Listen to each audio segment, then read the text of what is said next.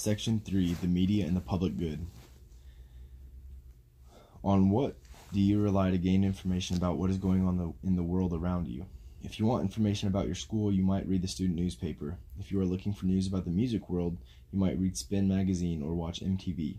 As you can see for these examples, one role of the media is to provide information.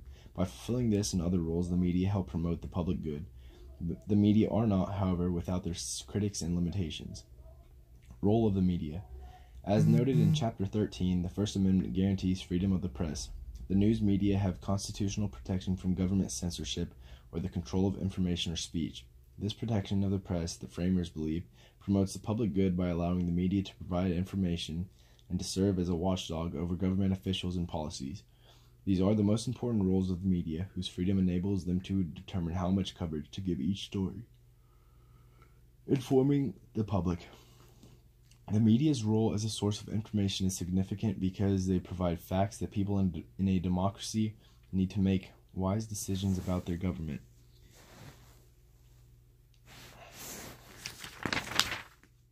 Serving as a watchdog. In its watchdog role, the media check the power of the government and other institutions, such as businesses and sports. They do so by investigating and exposing abuses of power by people who are harming the public good to benefit themselves. Defending the public against special interests is a critical part of this role. For example, suppose that the media run a story about how a company is trying to get the government's permission to build a pollution-generating factory near a community's water supply. Without the media's coverage of the story, the public might have been totally unaware of the company's efforts. By informing the public, the media helps serve as a balance, allowing the voice of the majority to be heard. Acting as a gatekeeper. Keep in mind that the media, as informational providers, also act as a gatekeeper. Because too much happens in the world for every topic to be covered completely, the media must select which stories to report and how much importance to assign to them. For example, should an account of a hurricane in the Caribbean be a newspaper's lead story instead of a report on newly released national economic statistics? How much broadcast airtime or front page coverage should the passing of the federal budget receive in comparison to a plane crash in a foreign country? By making these decisions, the media direct the public's attention to areas they consider important. In this process, the media serve to promote the public good by enabling people to avoid sifting through mountains of detail just to find out what the big news stories are. Criticisms of the media. For the media to promote the public good, they must be fair in providing information and different viewpoints to the public. Many people question whether the media succeed in their roles as gatekeeper and watchdog. Some critics accuse members of the media of letting bias or personal judgment or prejudice interfere with their role of informing the public. These critics believe that members of the media too often represent their own personal opinions. Actually, the way events are selected and covered, and with what kind of emphasis, does depend on a large part of the judgment of the people who gather the news and decide which stories to publish or broadcast. In addition, some critics believe that by presenting too many negative stories, relying on visual imagery, and focusing on non-substantive issues, the media fail to promote the public good as well as they should. Objectivity. The ability to report both sides of an issue without bias is called objectivity.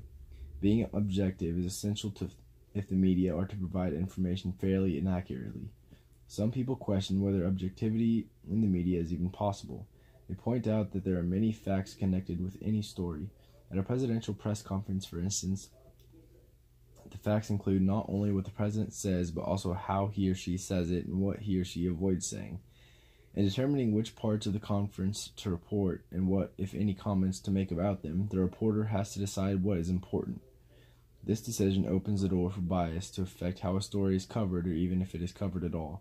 Are the critics right? Are the media biased? Just as some members of the general population act on their biases, some members of the media allow their personal opinions to affect their reporting. Many other members of the media, however, do strive to report only what they believe to be newsworthy, based on general standards rather than personal bias, or what they believe their readers and viewers would want to know.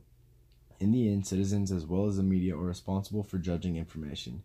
You, as a consumer of news, must be alert to the possible bias of a journalist, broadcaster, and other media figures, and keep it in mind when evaluating reported information. Negative focus. Many critics also charge that the media focus on the negative or sensational stories just to draw audience attention. A large television audience or newspaper circulation usually means higher advertising revenues. Some people believe that to gain such revenue, the media concentrate too heavily on reporting bad news and problems and on exposing the flaws of politicians and officials. For example, a study of election coverage of the 1992 presidential campaign concluded that all three candidates received more negative than positive coverage. In fact, according to one analysis, coverage of presidential candidates has become much more negative over the last 30 years. By making policies and institutions seem to work more poorly than they actually do, a negative focus can cause citizens to lose faith in government's ability to handle public problems. Probably the major reason for the negative tone in journalism concerns newsworthiness, that is, whether or not an event makes a good story. The unusual is what is considered news. When social institutions are working as they should, they make no news. In most cases, they make news only when something goes wrong. Thus, the saying, "no news is good news," is true. Good news tends not to be news. Though many people dislike this negative focus, others argue that it is necessary for keeping citizens informed about the problems surrounding public officials and institutions.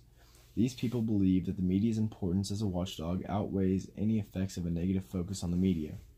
Visual imagery. Another criticism of television is that to gain reader or viewer interest, it relies too much on pictures instead of the ideas behind an issue. Because stories often seem powerful when accompanied by strong imagery, some critics fear the important stories without good pictures might be ignored by television.